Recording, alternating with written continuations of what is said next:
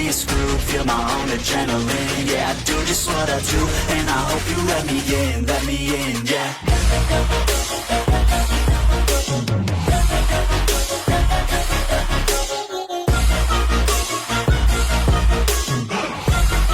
Hello and welcome back, fellow anime lovers, to Cypherfics. I am delighted to have you join us once again in the world of fanfiction and fantasy. This is the second part of What If Issei, Rias Enter Beelzebub. Special note, this fanfic is written in a masterpiece of WDO 345 on FANFICTIONnet. Do check and support the author too. Now smash the like, share and subscribe button for more. Also press the bell icon so that you never miss such great parts. Thanks for the introduction. Now let's dive into the world.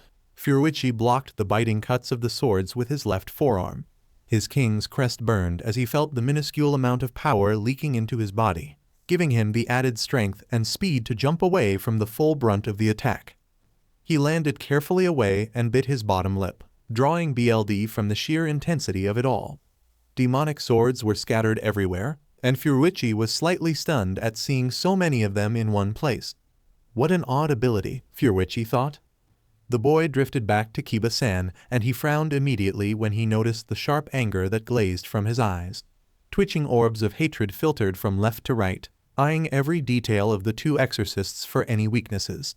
Furuichi stepped forward instinctively, after years of trying to play mitigator to Oga and his violent outbursts.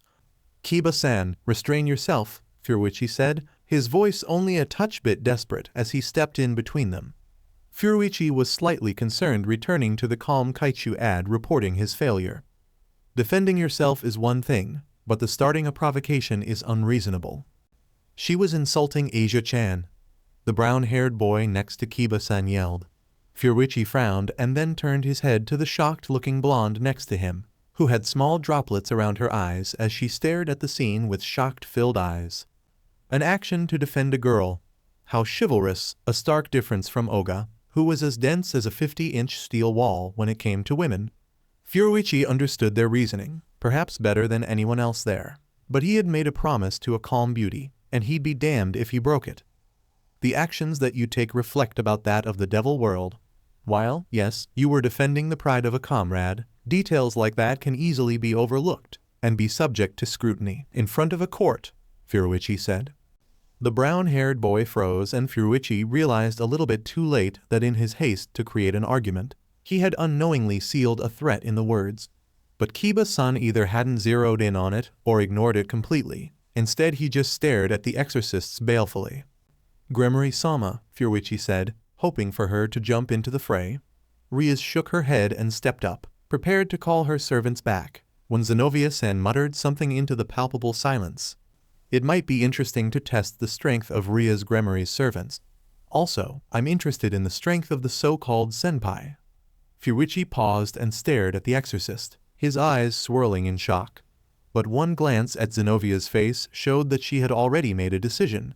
It was a look Furuichi had seen plenty of time with the top dogs of Ishiyama. This was pride. The church would not be informed of this incident, and so long as we aim to wound rather than kill, then there wouldn't be any problems now, would there? Furuichi frowned, but guessed that was good enough. But still, what was with them? Was he missing something between Kiba-san and these two exorcists? I doubt it was just them bullying Asia that drove them to such lengths. Still, Furuichi tried to placate, even if he knew it was futile. The two of you are on an important mission.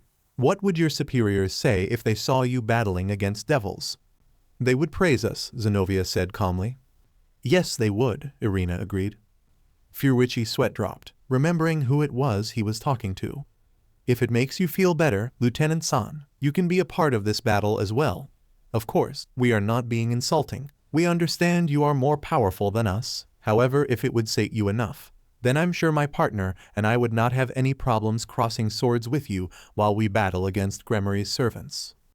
Furuichi frowned, but on the inside he was screaming. He was just trying to stop them. Don't twist his words to the point that it left him little choice but to appear satisfied with the option. Sweating, Furuichi grabbed the back of his neck as he stared at them.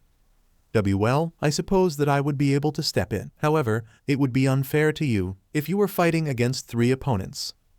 Zenovia laughed quietly. That wouldn't be a problem. You can just referee the match while we fight." Finally conceding to the reasoning, Furuichi allowed it with Gremory-san's approval. They had relocated to the outskirts of the school, with Furuichi frowning as he crossed his arms inside the barrier that Akino-san was setting up. Though there was some BLD leaking down as he watched the girl lift her arms up over her heads to cast the magic. Those tips were phenomenal. What was with his school and its girls? While that was happening, Furuichi carefully pushed the tissues into his nose. "Eh? Lieutenant San, are you sick?" the bishop, Asia Argento, asked as she looked at him. Gremory-san had introduced him to them after the whole fiasco, and Furuichi could only feel more exasperated at how calmly they were talking the situation. "No, it's just the outside air," Furuichi said, not wanting to tell her that this was how he summoned his contracts. A small laugh was heard behind Furuichi. "I was surprised though," Gremory-san stated.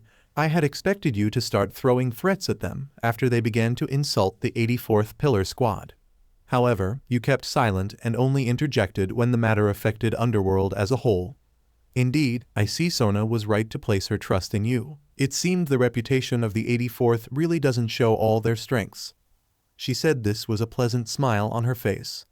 "No, really they were all a bunch of crazy battle-horny wackos." Furuichi screamed in his head, but he was in complete bliss as he stared at that appealing face smiling at him. Then the feeling of a demon popped up next to him. Furuichi turned to his side and was sweating when he saw the face of Vertra staring back at him, her indifferent expression only making him more nervous. He had very little experience in using the Pillar Baron, but when he had, she had displayed strength capable of destroying whole sections of Ishiyama. Though, she was very lethargic, which she played off with her low BLD pressure. Furuichi hoped he hadn't woke her from her sleep.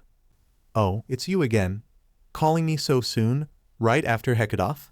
You are greedier than I expected," she commented with a smooth voice. "Wait, don't say things like that so casually. People will get the wrong impression." He turned to Gremory-san to try and dissuade any rumors, but to his surprise she merely turned away and stared at the scene where Kiba-san and Issei-san were preparing to do battle. "I see that you have channeled your power already. Have you already summoned someone to your side? The demonic energy is different, but it does fit the nature of Makai," Gremory-san stated. Makai, or Demon World, was the name of hell, but why did she say it as though it was two different places? "You seem to have a misunderstanding," Vertra said, eyeing him with her same weary eyes, and Furuichi was wondering how she was talking at all. Makai and Underworld are two different territories in hell, or rather, the plane of existence where demonic entities call home. "Eh?"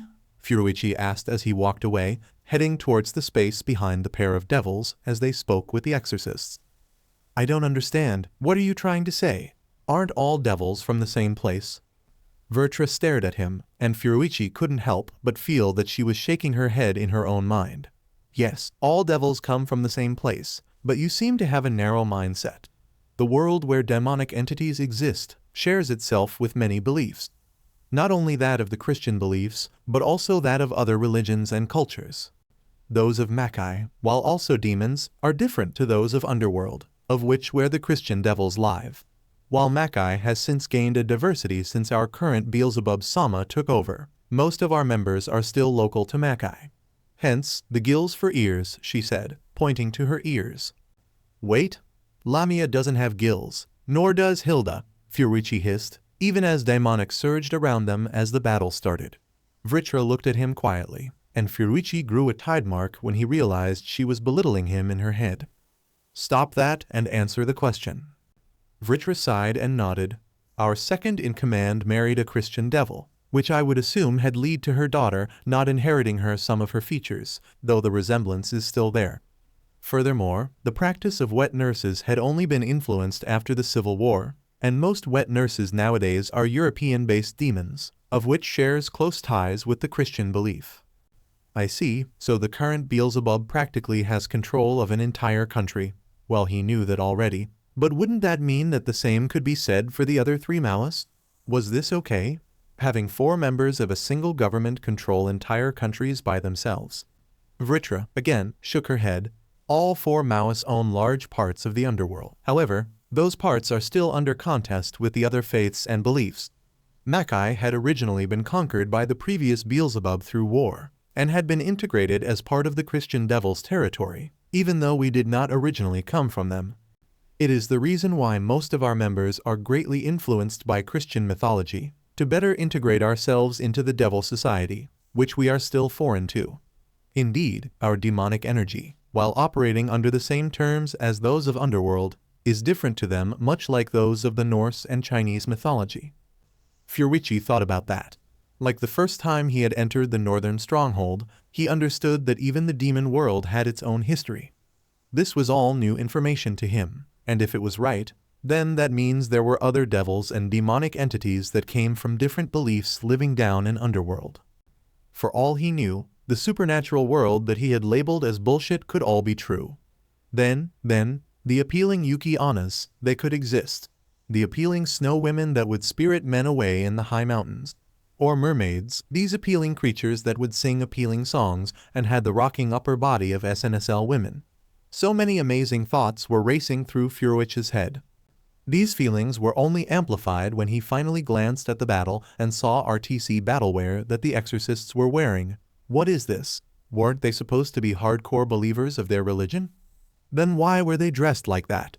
No, better yet, they had amazing bodies, seriously, bishoujos. This school was full of them and Furuichi was in utter bliss as he stared at them. Lieutenant Sen must have a condition with the outside. His nose is bleeding, he heard Asia say outside the barrier. Furuichi sweat dropped.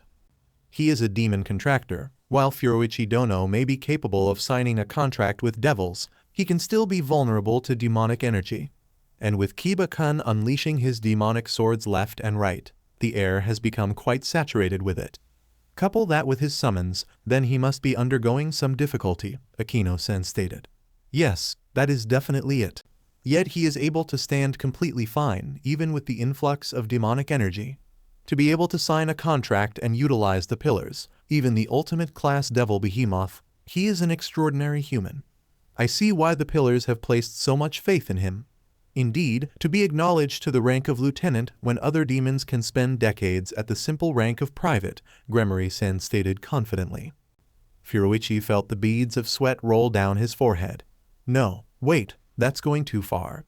Vritra was staring at him with a blank poker face, and Furuichi couldn't turn to look at her. She is correct though, Vritra stated, causing Furuichi to look at her in shock. Your base potential has increased with the king's crest, allowing us to surge more and more of our demonic energy through you. Yet even without it, the amount you could contain was already beyond that of a regular human.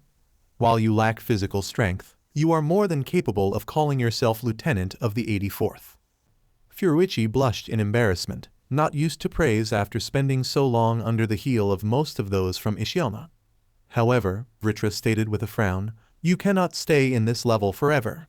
You have already signed a formal contract with us, yet the tissues are still the only method for you to summon us. Furuichi looked at her in surprise. What do you mean? But Vritra shook her head and turned to the battle, and Furuichi realized that Issei had been reduced to the ground while Kiba had been knocked out by the swing of Zenovia's Excalibur destruction. It seems we are needed to make sure that these exorcists understand that Gremory-sama's peerage aren't the only protection in this part of Japan, Vritra stated, and Furuichi felt the same feeling of an entity entering him as he did when Hecadoth, Agil, or Jabberwock did it. But like other times, he felt his personality shift to the influence of Vritra. He felt like sleeping. Yes, and he was tired too, so he would finish it as quickly as he could. But the battle didn't require bloodshed, so he didn't need to go all out. Nodding to himself, pleased with his simple reasoning, Furuichi dashed forward with a surge of demonic power. He ducked into a roll and swooped up one of Kiba-san's discarded demonic swords. He didn't know what properties this one used, but all he needed was the ability to cut something, and the sword at least looked sharp. He landed on his feet after he finished his roll and leapt forward with his right leg, SWNGNG with his left sword. Zenovia widened her eyes and tried to block. The arc of her back, the positioning of her stance, and the properties of the Excalibur by itself. Yes, she was an attack type of person. These ones were useless against technique types like Vritra, who easily dodged the slow, but still powerful attack. Furuichi then slashed his sword upwards, completely avoiding the blade and striking the pommel, which caused Zenovia to let go of the weapon. The possessed Furuichi glanced at the still floating sword and wondered. Would it be fine to use it? He could finish off Irina faster with it. No, it was heavy and required too much work. Not only that, but it used holy power which could negate the demonic power surging through Furuichi. Blinking and yawning at the same time, he rolled to the side to eat up the distance between him and Irina. Issei? Furuichi paused in front of her, staring at her calmly. Irina was slightly afraid as she stared at the dull-looking look in his eyes. She had known him to be powerful, what with him being stated to be a member of the 84th. Yet, the look in his eyes clearly stated that he was far stronger than she initially realized. He looked utterly bored with the fight, and seemed disinterested with the fact that he had so quickly disarmed Zenobia, her partner, who had unparalleled destructive ability compared to her.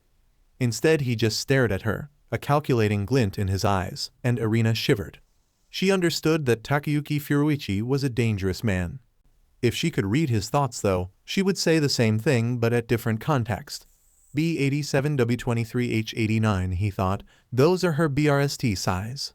With his careful observation now completed, Furuichi allowed demonic energy to surge around him, blanketing the area with a thick dispersive wind, and sent the pommel of his sword towards Irina.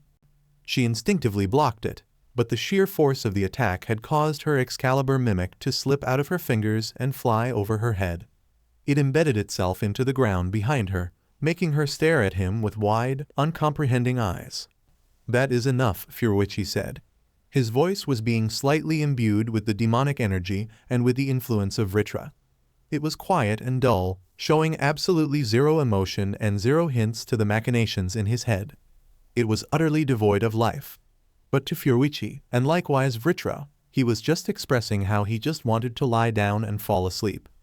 The match is over. The victors are the exorcists. Akino-san, please put down the barrier. The woman nodded her head and Furuichi felt Vritra slowly but surely leave his body. The terms of the contract has been met. Lieutenant Dono, the level which are at is satisfactory, but unless you work harder, you may find it difficult to find satisfactory a good enough level. Eventually, it would be difficult for you to walk alongside Oga. Furuichi looked at her in confusion, his eyes foggy after being released from the possession. But before he could ask any questions she had disappeared back to Makai. Furuichi shook his head and stared at the two stunned exorcists. Eventually, Zenobia-sen shook her head and turned to address Kiba-kun. Senpai, I suggest you fight with coolness next time. I trust that our talk earlier has made its point, and as such I see no more reason to continue this. Then she turned to Issei, who was shaking as he stared at her from his prone position. I will tell you one thing, Vanishing Dragon has already appeared. Furuichi filed that information away as another mention of a dragon was made. Lieutenant Sen, I understand now how you were accepted into the ranks of the pillars even though you are human. The levels of demonic energy I felt radiating off you was equal to some of the strongest devils I had ever fought, Zenobia stated, and there was a hint of grudging respect in her eyes. Please, I'm not that special, Furuichi said as he scratched the back of his head. Zenobia smirked as she stared at him.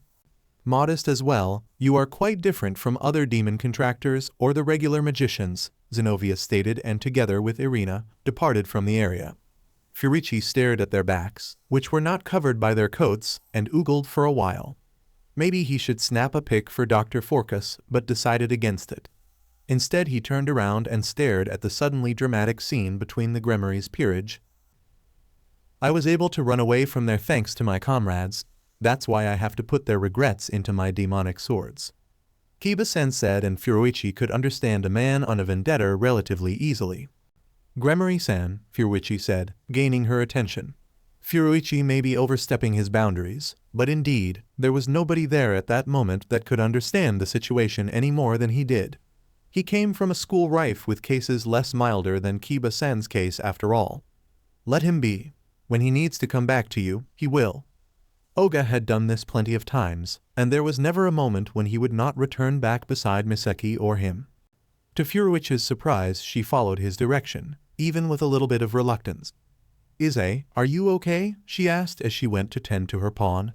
Furuichi watched with slight jealousy as this kid had 4 beauties hovering over his shoulder, and he bit the cloth of his collar as he turned away and quickly walked away. But as he walked he wondered what Vritra had meant by that. and he wondered what exactly had he involved himself with. This amount of politics was starting to put a downer on his mood, and he was learning more and more about a world he honestly had no interest in. If this situation progresses, I might actually get used to being a pillar, Furuichi muttered as he stomped back into school grounds. Flies were darting around his vision, and Furuichi sighed, knowing that the effects of the tissues were starting to show now, though at least the flies were less annoying and more manageable than when he first started using them. With a sigh, he called out for Elaine. "Oh, Takayuki Dono, my, what a surprise, you usually never call for me," Elaine said as he stared at Takayuki with a light blush. "Not now," Furuichi said tiredly, feeling the mental exhaustion of his thoughts taking over his mind. "Take me home, I need Lamia to get the poison out of my system." I see, Elaine said and quickly transported Furuichi away. However, as a censor, Elaine failed to notice the black wings that spread outside the building that Furuichi had taken refuge in. Furuichi stumbled into his living room drearily. He blinked back the spots in his eyes and dragged himself to sit at the table for breakfast. "Good morning, Hanoka," Furuichi greeted as he rubbed his eyes. After the fight he had headed straight home and fell asleep while Lamia treated him for the poison. He had slept like a log and his body was a little bit stiff with all the demonic energy that's been in him recently. It was almost as bad as when he first started using the tissues. Turning to his sister, he was confused to see Hanoka standing uncomfortably in the kitchen. Tilting his head, Furuichi greeted Lamia, who was standing over the stove cooking something. "Good morning, Lamia," Furuichi said as he rested his cheek on his palm. He thought back to his fight with the two exorcists, and that one rogue. The fights he had been in so far were pretty easy, but Furuichi understood the universal Murphy's Law better than anyone. There were definitely stronger people out there, like Satan or Lucifer. This was the supernatural world after all, who knows the things he might be forced to fight. Then this business with these fallen angels, he'd fought enough of them in Ishiyama by himself and his soul got split into 3 because of it. Like hell he wanted to fight the real deal. Bah, never mind, he just wanted to enjoy his breakfast with his sister and Lamia, hopefully without that creepy old BSTRD Elaine. Speaking of his little sister, she had stepped up to him and was staring at him with a complicated expression. Furuichi scrunched his face up, wondering why she was looking at him like that. "Niai-san, what were you doing yesterday at school?" Hanoka asked as she glanced back at Lamia at the stove. Furuichi grabbed the back of his head as he stared at her, wondering why she was suddenly curious. "Just an after-school activity, nothing serious. Though it did get a little bit rough," Furuichi muttered, still a little bit droopy from the morning. He made sure to omit any mention of the supernatural world as he stared at Lamia cooking, wishing for the food to be won sooner. "Rough, you say?" Hanoka muttered quietly. "Yay, but then I got back and Lamia was able to help me out," Furuichi said as he felt sleepiness try and overtake him again. A loud smack later and Furuichi was wide awake as he slammed face first into the floor. "Hanoka-chan, why?" The older brother sprang to his feet, a glaring red mark on his cheek as he stared at his sister. To his surprise she pried Lamia off the stove, who responded with a loud yelp and a short struggle, before Hanoka dragged them to the front door. "Niai-san, you have to stop this. No matter what, she's still a little girl. Mom and Dad may be fine with keeping quiet about it, but I'm not. I heard you groaning last night and thumping against the headboard doing this and that, and it's just disgusting." Furuichi screeched, looking at his sister with wide, uncomprehending eyes. What? You're getting the wrong idea, Hanoka. Your Niai-san isn't some lowly BSTRD, Furuichi yelled, eyes flashing with indignation. Now that he thought about he was groaning last night because of Lamia forcing him to be as stiff as a board, and the banging noises were probably from Lamia kicking him throughout the night. "Gee, get real," Furuichi yelled. "Even if your Niai-san was having sex at this age, it'd be with an appealing bishoujo and not a kid like her. Don't you understand the tastes of your older brother?" Furuichi's loud exclamation brought the exact opposite effect and Hanoka stared at him with absolute disgust. And even Lamia had stopped struggling to give him the stink eye. "That's it, I'm taking her and going straight for the police office," Hanoka declared, causing Furuichi to grab his chest in horror. "Lamia, wait, stop her! You can't let this happen," Furuichi begged Lamia. The Pinkette stared at him and humphed while glancing away. In shock, Furichi dropped to the ground, staring at the two girls. No, Lamia, this isn't funny. I'll go to jail. Do you know what happens to those in jail? I'm too pretty. You know what waits for me? The soap. It's the soap on the floor. Honoka looked at Furichi with sympathy. I'm sorry, Niai-san, but I want what's best for you, and this is absolutely detestable. With her piece said, Honoka disappeared through the front door, closing it with a sharp bang. While that happened, Furichi was crawling on all fours, looking completely stunned at what happened. Indeed, if this was a drama, then Furichi would look like a cheating husband who had been caught by his wife and was now left alone. Except this wasn't a drama, and this one was far more pitiful. It seems my evening network came early today, Elaine commented as he stood idly by the corners. Shut it, you, Furichi demanded as he sprang straight up to his feet. And where were you? I could have used your help in my own defense, you know. Elaine shook his head as he tilted his cheek against his palm. I had to spend time in the restroom to spruce up. You don't stay this handsome without effort, you know. Die, Furichi yelled as he punched him in the face. The transport demon spluttered at the strike, even though it didn't really hurt him. Now that I think about it, was you that got my family thinking I was a perverted dude who knocked dirty old men like you. Then every started calling me a lolicon. SHT, I have to clear up this misunderstanding. Furichi quickly ran to his closet and pulled his closet door open.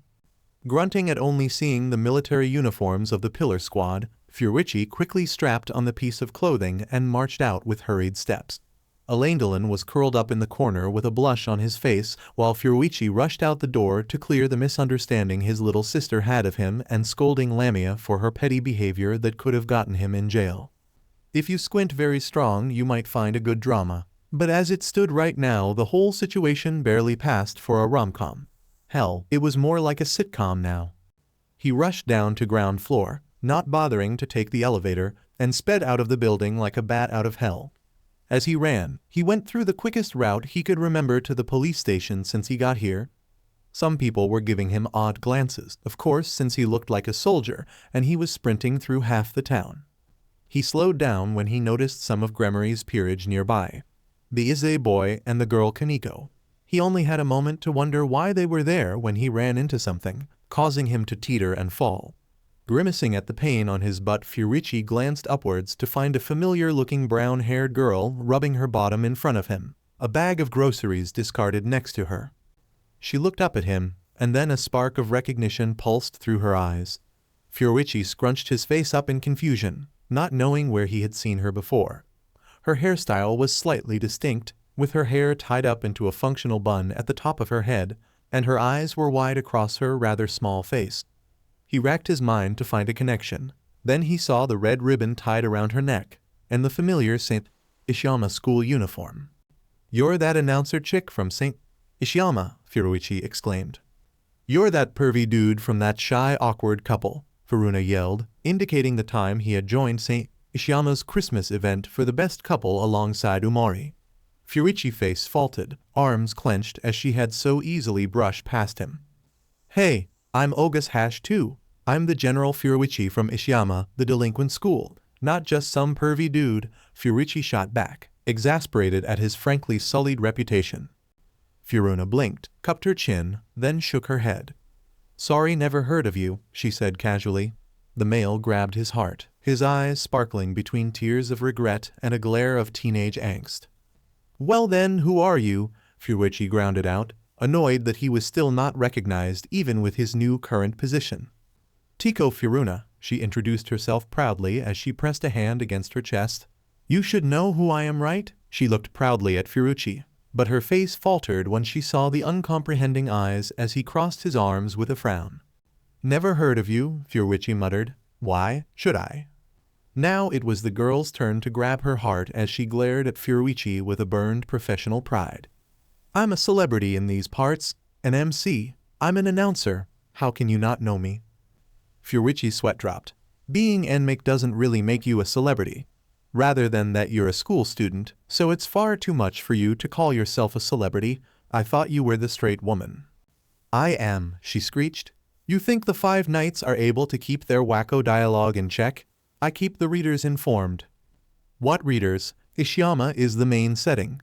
A number walked by the two shouting teens, some whispering about the boisterousness of youth, others just annoyed with the noise so early in the morning. Furuna took a breather from her verbal slugging match with Furuichi to glance down at her watch and faltered at the time. "Whoa, I've spent too long here, I have to get back," she said as she picked up her groceries and tucked a loose strand of hair behind her ear. Furuichi looked confused. "Go where? Isn't St. Ishiyama really far away from here?" Furuna clicked her tongue. "I'm visiting my grandmother. Now please, excuse me." As politely as she could, she walked briskly past Furuichi and headed straight to wherever it was she was heading to. Furuichi watched her go, taking a moment to appreciate her leg skirt, and then suddenly remembered why he was out there to begin with. Furuichi grabbed his head in frustration before sighing in defeat. "I'll deal with it later," he muttered. "What is wrong with my morning?" Furuichi thought about whether or not he should return home, but knew that even if Honoka got into any trouble, Lamia would be more than enough to keep her safe. She carried a gun that was loaded with a bunch of stuff too, so him worrying too much might be out of place. However, his moment of silent deliberation was cut off when two of Gremory's peerage stepped into his line of sight. Issei Hyodu gave him a worried glance while Kaneko Tojo was staring at him blandly. "Lieutenant San," the boy muttered nervously, "what was that just now?" Furuichi sweat dropped. "Just a small chat with me and an acquaintance."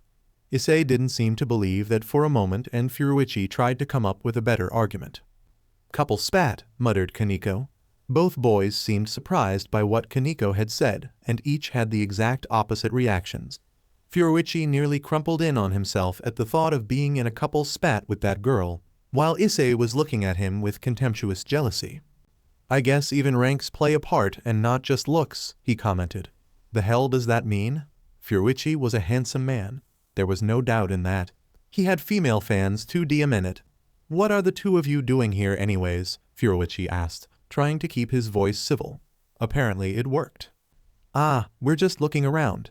Kaneko wanted to buy something and asked me to follow her," Issei said. "Then why is Saji-kun here too?" Furuichi asked. "Eh? The frozen blonde kid behind you."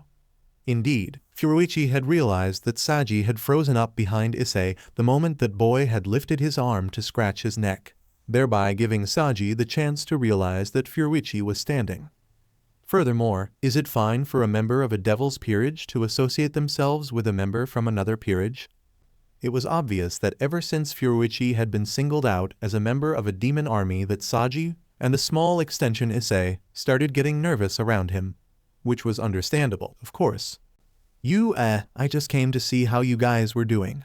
As a member of the student council, it's my job to make sure they don't get into trouble," Saji informed him as the blonde-haired kid wrapped an arm around Issei's neck. Furuichi cupped his chin as he thought about it. "Then why did you meet the exorcists from yesterday?" Furuichi asked. He could smell the soft lavender of that arena girl and the scented candles from that Zenobia one on Issei and Kaneko. Worthy of the name Crepichi, Furuichi had memorized the smell distinct to the two women in record time. Not that he would admit with any admission of pride. "How?" Both the boys cried out in shock, staring at him as though they should be wary of any secrets they had hidden. Though they had nothing to worry about, Furuichi had no interest in those fields. "Were you able to sense the residual holy energy after our meeting with them?" whispered Kaneko in shock. Not wanting to disclose his real reason, Furuichi gave a hesitant nod. Her eyes widened further and she took a step back, as though suddenly fearful of Furuichi. He didn't get the reaction but nodded his head anyways. "Something like that," Furuichi muttered. "It was more like those girls' scents had already been heavy to begin with." "But why were you with them anyways?" "I'd imagine either Sona Kaichu and Gremory-san would be more inclined to invite them to either the student council room or the occult research club room. It was a common power play in Ishiyama. That is, to never go to those you wish to bargain or meet with, and instead invite them over to your turf where you hold all the power." "And no reason whatsoever," Issei quickly stuttered, and Furuichi immediately knew he was lying. Again, his experiences in Ishiyama were more than enough for him to know when someone felt like they were being backed into a corner, and considering what they thought of Furuichi, that was probably the likeliest scenario that they had felt they had entered.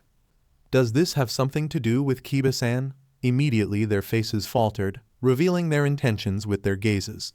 Furuichi felt the need to slap his forehead, but knew that he had gone through similar troubles with Oga, even if his help was rarely needed. Finally, Furuichi shook his head, physically telling them they needn't tell him. They looked concerned, probably thinking that he was going to reprimand them, but Furuichi just gave them, what he hoped at least, to be a cool smile. Don't worry, I won't stop you, and I'm guessing you're so worried about this because you haven't told your masters. While I won't lie to the sisters of the Maoists, I won't report it in either, at least not now. The group of three glanced at each other, and then nodded shakily. Issei looked at him with thankful eyes. Thank you, Lieutenant San. The boy made a small bow, not enough to warrant any attention from a passers-by, but enough to show his deepest thanks to Furuichi. The white-haired kid tried to stop himself from doing anything embarrassing, like puffing out his chest and grabbing his hips in a grand gesture, and instead nodded slightly with an uncomfortable expression. Could it be? Lieutenant San are actually a very humble person who doesn't appreciate praise but is in a position of power, Saji exclaimed in shock. Now Furuichi couldn't help the expression of disbelief that appeared on his face as both Issei and Saji looked at him in some new sort of light. Don't push hero stereotypes onto him like this. While Furuichi secretly relished the idea of being regarded in such a wholesome light, he'd rather not have it done by two people who had a HRM, or really anyone that reminded him of his own lackluster love life. Instead, Furuichi turned his back on them and waved a hand over his shoulder. I'm returning home, he said hastily and ran away. That only seemed to elevate his status in their eyes as they received proof of his apparent humbleness. Furuichi managed to find a safe alleyway and nearly choked when he remembered about his sister and wayward little shrimp of a doctor. Either way, I can't just leave them out here, he decided. Then sighed, needing to rely on someone he'd rather not after what happened in the morning. Elaine, he whispered, in self-agony now that he talked about it. Then the old man appeared, in all of his sleeveless shirt and boxer glory, and, no matter how you play it, he just looked like a middle-aged pervert. Takayuki Dono, no matter the case, I alone know the true affairs of your heart, the man muttered, and Furuichi suspected he enjoyed the slow moments of suffering he caused on his Tsukomi side. Don't say things like that with a straight face, you old coot. The man blinked and then laughed softly to himself, which pretty much confirmed his suspicions. Take me to Lamia and Hanoka, and don't do anything weird, he ordered. Nodding to show he understood, but his expression still mirthful, he opened up his body for Furuichi and DMN if that wasn't such a weird thing to think out. Finally, with one last wish to have Elaine daughter in his place, Furuichi rushed forward and jumped into the body. Then, he appeared to find himself falling fast first into the strong ground, and immediately pulled his hands forward to stave off the hit. His king's crest glowed slightly in exertion, and Furuichi managed to launch himself into the air to land on his feet, though clumsily. He hit the ground with some force, but not enough to knock the wind out of him, and he stared at his new surroundings with a frown. He was in a wide, spacious room, with old tinted glass windows wrapping around the place covered in dirt and grime. Not only that, but it had a high ceiling, and there was a conveyor belt nearby, meaning he had appeared in some factory or some sort. Elaine, I said take me to Lamia and Hanoka, not some random place like here. But to his surprise he found that Elaine's face had taken a slight edge to it, so serious and full of chiseled fury. Takayuki Dono, it is indeed true that I have brought you to where I have sensed Lamia's signature. However, it seems another presence had captured her and your sister. Furuichi seemed confused by what he said before hearing the fluttering of wings above him. Surprised, Furuichi brought his hands up to shield him from the sudden blast of wind and looked up in shock as a black-winged man slowly descended into view from the ceiling. My, the infamous Elaine has arrived, I see. Your sensing abilities are indeed no joke. For you to be able to sense me in such close proximity with my wards active, the man said. Cockabeel, I see you have made yourself known. I knew that I sensing dark feathers about, never realized it was you. Had I known, I'd have been more prepared, Elaine muttered. Furuichi was shocked to say the least. This was a fallen angel. With all his time spent with so many powerful demons, it was particularly jarring for him to suddenly encounter a fallen angel, a powerful one if Furuichi could judge the level of strength the winged man before him exuded. Yes, the famed censor that had killed so many of my brethren so long ago in that grand war. I see you have retired from your post, The southern fortress has lost an invaluable commander. Cockabeel was laughing to himself. Furuichi was even further shell-shocked, realizing that this old perverted man was actually somebody famous. But no matter how Furuichi looked, he was still an old perverted man. Even with the serious face, in fact that made him more creepy. "Why are you here, Cockabeel? I doubt it is revenge against me killing your garrison when they assaulted Makai all those years ago," Elendilin said. Furuichi shook his head and remembered Cockabeel's name in the meeting between Gremory-san and the exorcists. "He's here with the ones that stole the Excaliburs from the Christians," Furuichi informed him, and immediately Elendilin adopted a grave expression. "The Excaliburs? Do you seek the start of war, Cockabeel? Reclaim the glory? The death? Have you forgotten the many lives of your brothers and sisters massacred by Michael, or by me?" Cockabeel laughed as he rose higher in the sky. "Yes, the death, the BLD, the war. I wish to start it all over again, so I can show that coward Azazel that fallen angels truly are the best beings in the world, and I will take pleasure in ending you for the lives of my men." Elendilin, Cockabeel yelled. "Enough of this," Furuichi yelled, looking at the both of them like they were crazy. His life was full of battle-horny people. Sadly, he was beginning to realize he couldn't shake them off. "Where is my sister?" At that, Cockabeel produced the two chained forms of his younger sister and Lamia, and by the looks of things, both of them were slightly roughed up. "What have you done to them?" Furuichi yelled. Cockabeel sneered at him. "Nothing, you impudent human. The pink-haired one merely resisted, so I decided to rough them up a bit before taking them with me, if only for them to be silent as I waited for you and that BSTRD there." "Why, Cockabeel?" Elendilin asked. "What does hurting them give you?" With a wide smile, Cockabeel pointed to Furuichi, who looked on in stunned surprise. "Him. I admit I had not expected a pillar to be here, and for him to be human showed that he is of exceptional strength. I may not have done battle with Jabberwock, but indeed his father Behemoth was a fearsome opponent. Now boy, both of you, if you wish to retrieve these girls from harm, then come at me with the best you have, or all of you will die."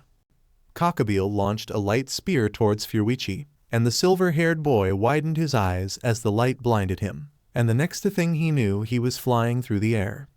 Furuichi gritted his teeth as stinging pain burned through his body as he hit the ground. His king's crest burned brightly as it sapped energy from Oga, who was no doubt still in Ishiyama. Flexing his arm, Furuichi stared at his bruised and cut arms, realizing that his right arm would have snapped into two had he not jumped backwards instinctively from the initial blast. A large war cry filled the air, and Furuichi was able to see that Elendilin had produced a spear from nowhere, and at the tip where the blade was, a circle filled with runic formulas, and the Lord of the Flies' crest appeared. Almost like a Gatling gun, small flashes of demonic energy shot out and impacted Cockabeel, though the fallen angel seemed to not be fazed by his efforts. "Come now, Elendilin, you're insulting me." More light spears were thrown, and belying his age, Elendilin had managed to dodge the attack with a roll, and he immediately dashed towards Furuichi, tossing him his packet of tissues. "Elendilin?"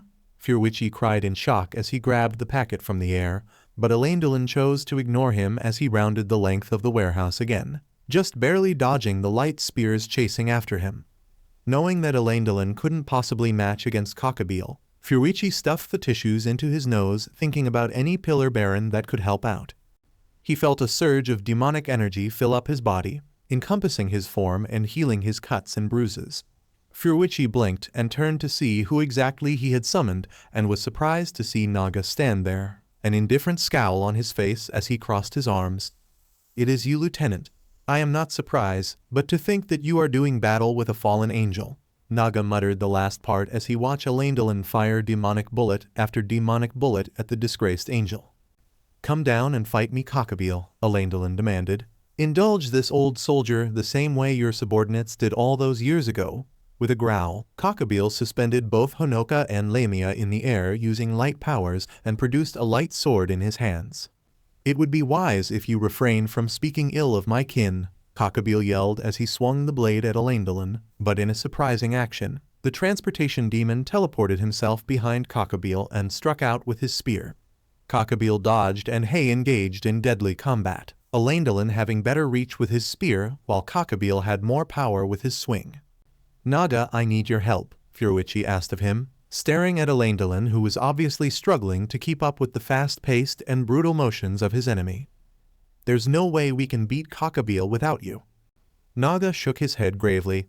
I doubt we would win even with me here. Either way, I will lend you my strength, but I can only use so much. Then, Naga entered Furuichi's body, influencing his mind and delving deep inside the strings of control that jingled freely in the back of his head. Furuichi felt his eyes dilate and then refocus on the fallen angel. His arms, now healed and all better, clenched as he swept his eye across his surrounding. Nothing, but he could make do with nothing, and with a flick of a wrist magical formulas came to life all across the floor, attracting Elendilin's attention. Get ready, Furuichi commanded, his voice now as smooth as a river and as riveting as a song. A smooth tempo that represented his determination and resolve to save his sister and his little friend. Do not look down on the Pillar Squad. Furuichi slammed his palms together, making an enclosed fist, and a magical circle appeared in front of Naga. The Lord of the Flies mark was etched on it, but at its borders were several different formulas. Each Furuichi had gained an extensive knowledge of.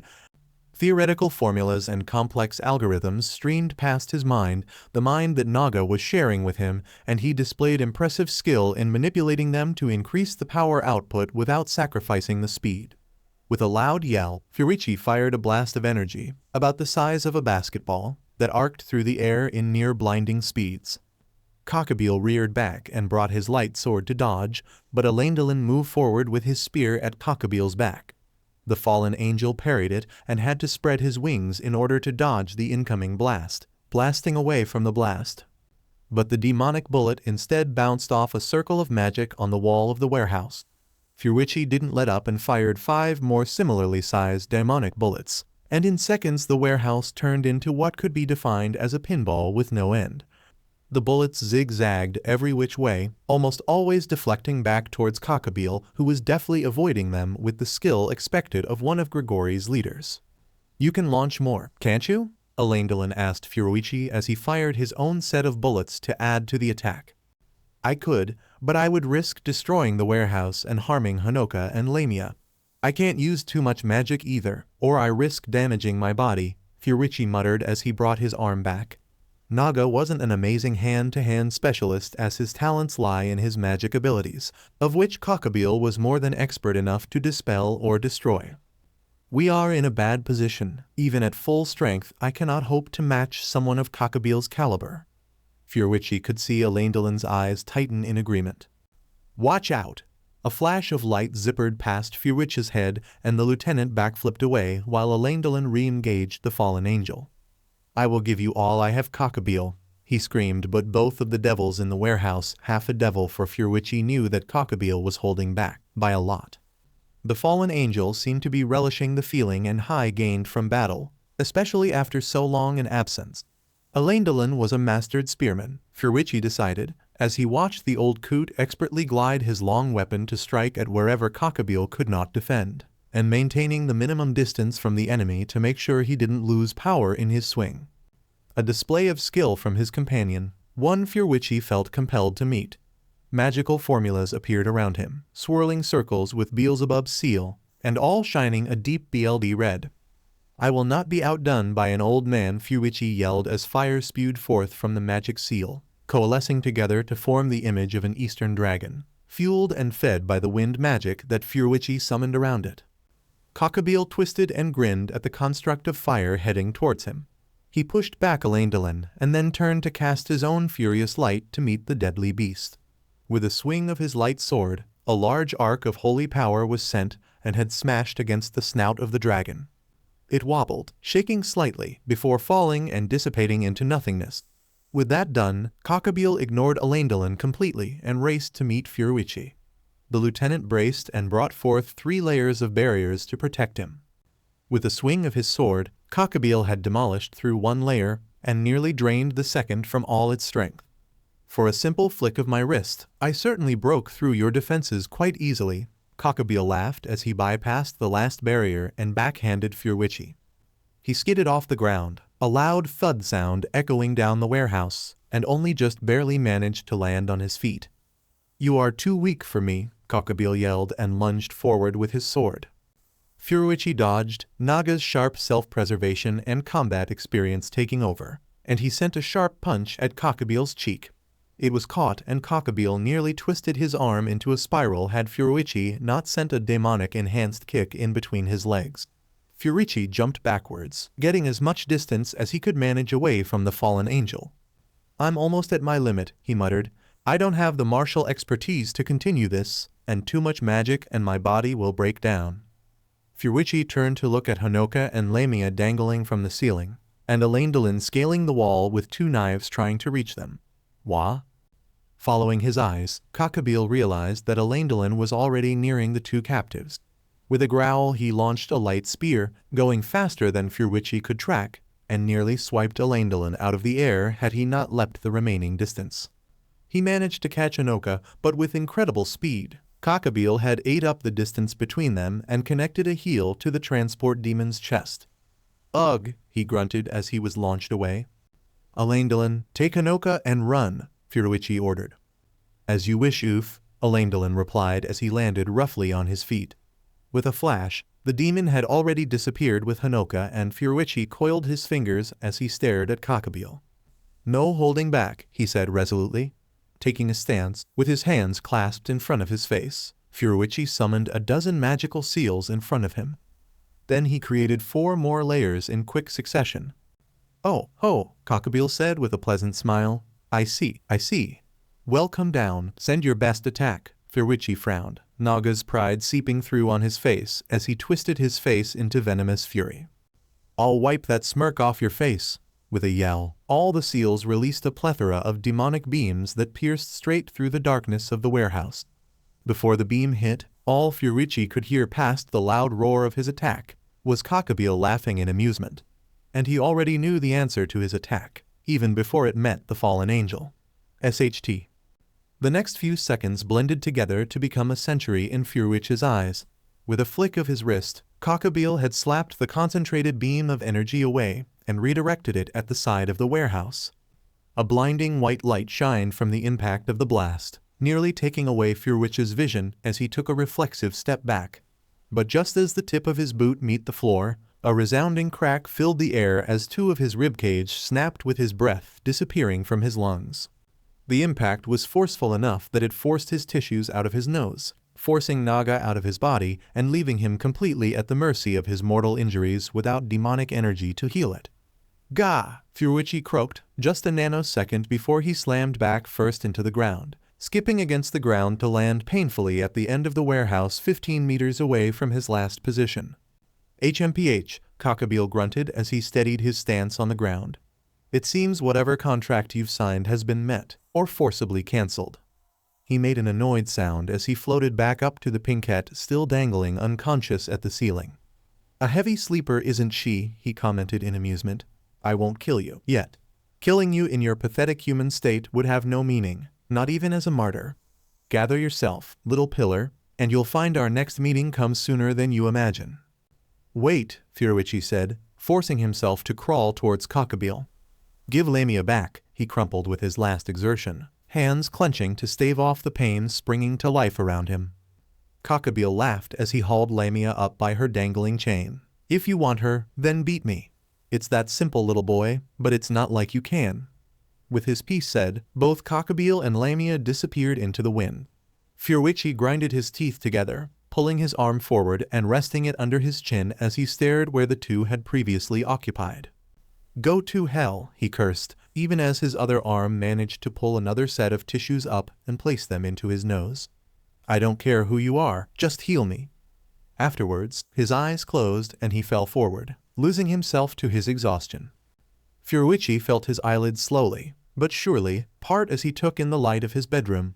He could hear voices in the living room, all of which belonged to people he knew. He's been asleep for 3 days, and he was practically almost dead. 10 broken bones, cracked ribs, and suffering from near BLD loss. I don't care how much energy a limb put into casting that healing spell, no human would have survived that. Furuichi recognized the voice as Tyrael, the swordswoman that wore that gothic Lolita dress under her uniform. Carefully, Furuichi pushed his aching muscles and limbs off his bed, grimacing at hearing joints snap after full days of unused, and slowly made his way to his bedroom door. Furuichi is tougher than you think. He survived worse by Oga's side, and he will survive this. That was Hekadoth's voice. Glad to know the demon actually thought so highly of him. But even so, Furuichi would rather he not speak about his time with Oga so freely like that. With a grunt of effort, Furuichi pushed his door open and stumbled into the living room, eyeing the demons who were lounging on his couch and carpet with abandon. Hey, you guys. I get that you're having an important meeting, but couldn't you at least throw your rubbish away? Furuichi mumbled. Indeed, all around Agil were several discarded potato chip packets and canned drinks, with Hekadoth still chewing on a Pop-Tart in his seat. Tyrael made a dismissive gesture and plopped down on a seat, staring at him in mild appraisal. It's your apartment. We have no obligation to clean it, she replied easily. A tick mark formed on Furuichi's forehead as he glared at the haughty swordswoman. Excuse me, you're a guest. Didn't your mother teach you any manners? Guests don't barge in and make a mess of things without even offering to clean up. He pointed an accusatory finger at the swordswoman, who shrugged it off like it was a tap on the shoulder. I'm going to Og. He couldn't finish his sentence as pain shot out from his right arm. He grabbed in desperation, hoping to ease whatever pain that had taken hold of him, and frowned as he stared at his arm.